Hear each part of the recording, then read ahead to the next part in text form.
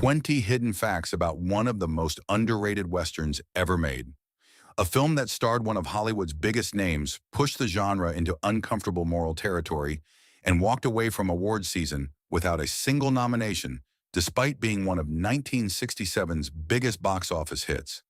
This is Hombre, directed by Martin Ritt and starring Paul Newman. Before we get into it, if you enjoy deep dives like this into the golden era of Hollywood, subscribe to 90s Playback right now. We cover these classics every week. Fact number 1. Hombre was the sixth and final film Martin Ritt and Paul Newman ever made together. They had built one of Hollywood's most productive director-actor partnerships. HUD alone earned Newman his fourth Oscar nomination. Despite critical and commercial success, they never collaborated again. No documented reason for the split exists. Watch it knowing that, and Newman's stillness on screen takes on the weight of a goodbye neither man announced. Fact number 2. The production went 6 weeks over schedule and $1 million over budget. Desert winds reached 60 miles per hour, temperatures exceeded 100 degrees, and a full week of footage was ruined by defective color plates. Newman spent 5 days in a Tucson hospital with the flu. Cilento developed a throat infection from a dust storm. Every lost day carries a cost, and the days accumulated. Fact number 3. The early budget nearly doubled by the end. The estimated budget was $3.5 million. The final figure came in at approximately $5.9 million. Against all expectation, the film made its money back. Fox calculated break-even at $9.6 million, and Hombre ultimately collected $9.91 million. Fact number 4. Paul Newman was paid $75,000 per week in overtime. By comparison, Martin Balsam, who won Best Supporting Actor that same year, received $50,000 total for his entire role in Hombre. Newman's weekly overtime exceeded Balsam's entire salary. Someone on Newman's side had anticipated overruns and built protection into the deal. Fact number 5. The casting was an extraordinary carousel of near misses. Singer Trini Lopez and Don Grady from My Three Sons were both in early negotiations. Neither appeared. Janice Rule was originally signed to play Audra Favor before departing over a location dispute. Dana Winter was named as her replacement and also never appeared. 6 named performers attached, announced, and gone before the cast list was settled. Fact number 6. The film is based on an Elmore Leonard novel that tells the story completely differently. Leonard's 1961 novel comes through the narration of a 21-year-old clerk. John Russell is also 21 in the book. Newman was 42 when filming began. Screenwriters Ravitch and Frank invented the character Jesse entirely, and the villain Cicero Grimes was also a screenplay creation. What survived intact was the ending. Russell dies walking back into danger to free a woman whose husband stole from the people who raised him. Fact number 7. The cinematographer was already a 2-time Oscar winner. James Wong Howe arrived with Oscars for The Rose Tattoo and HUD. His Panavision compositions place tiny human figures against enormous skies with a visual weight that communicates the moral stakes of every choice. None of it earned him another nomination. The 40th Academy Awards was dominated by In the Heat of the Night, The Graduate, and Bonnie and Clyde. Fact number 8.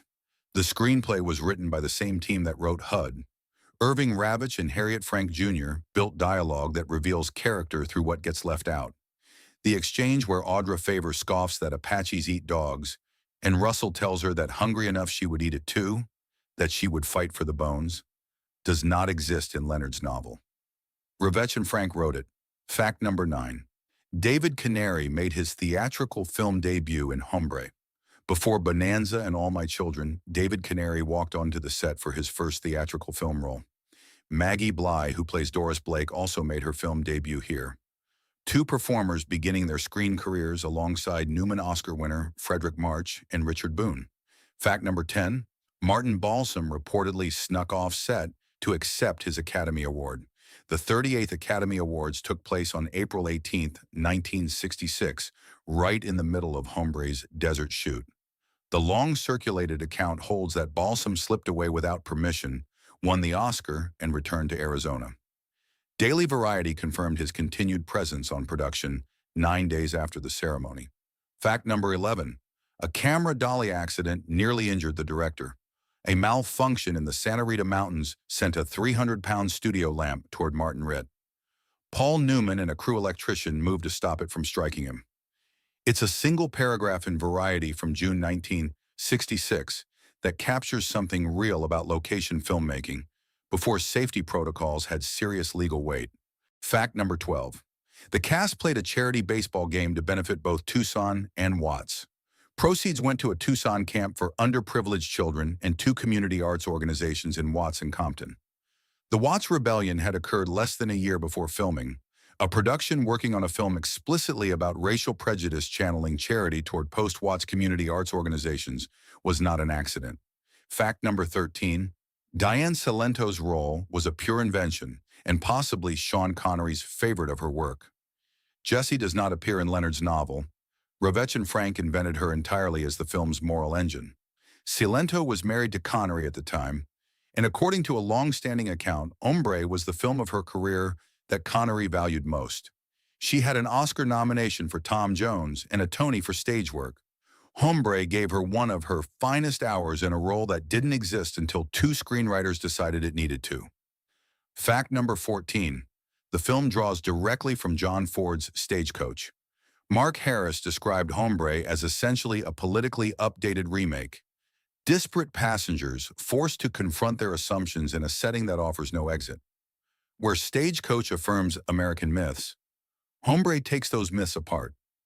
Fox had remade Stagecoach 1 year earlier to indifferent reception, then immediately backed Hombre, which uses the same structure to say nearly the opposite things. Fact number 15. The film's most famous anachronism involves the word punk. Hombre is set in the 1880s, and the physical environment stays period accurate throughout. At one point, a character uses punk in its modern slang sense, a usage that didn't enter American English until approximately 1917. The characters are so fully realized that the dialogue feels right even while being technically wrong. Fact number 16. The closing credit photograph is real and historically significant. The image was taken in 1886 by Tombstone photographer Camillus Fly. It shows Santiago McKin, an 11-year-old boy abducted by Geronimo's band in 1885, who after 6 months with the Apache had become so integrated that when returned to white custody, he reportedly wept at being separated from the Apache children he had grown up alongside. Like Newman's character, McKin was a white child raised among Apaches who belonged to neither world. The film's final image is not a fictional conclusion, it's a historical record. Fact number 17, the film received 0 Oscar and Golden Globe nominations. The Academy nominated nothing. Not Newman, not Howe's cinematography, not the screenplay, not Richard Boone, or Frederick March. The only documented recognition is a 1967 Golden Laurel nomination where March placed 4th in a trade magazine poll. 4th place in a trade magazine poll is the entirety of Hombre's formal awards history. Fact number 18. Elmore Leonard's career as a Hollywood screenwriter grew directly from this film.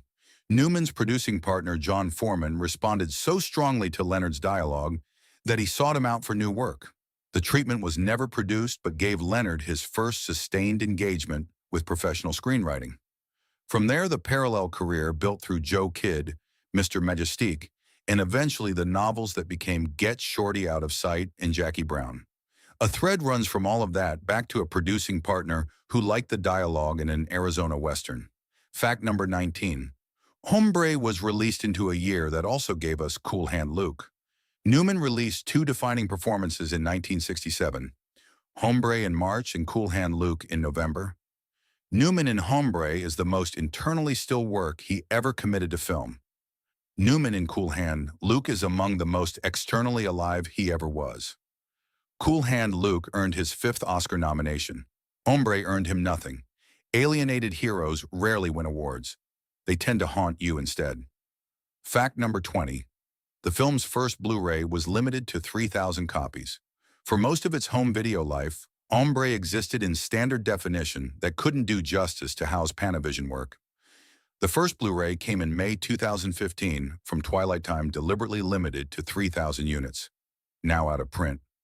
3,000 copies for a Paul Newman film shot by a 2-time Oscar winner based on an Elmore Leonard novel released the same year as Cool Hand Luke, deeply respected by the people who found it and essentially invisible to everyone else.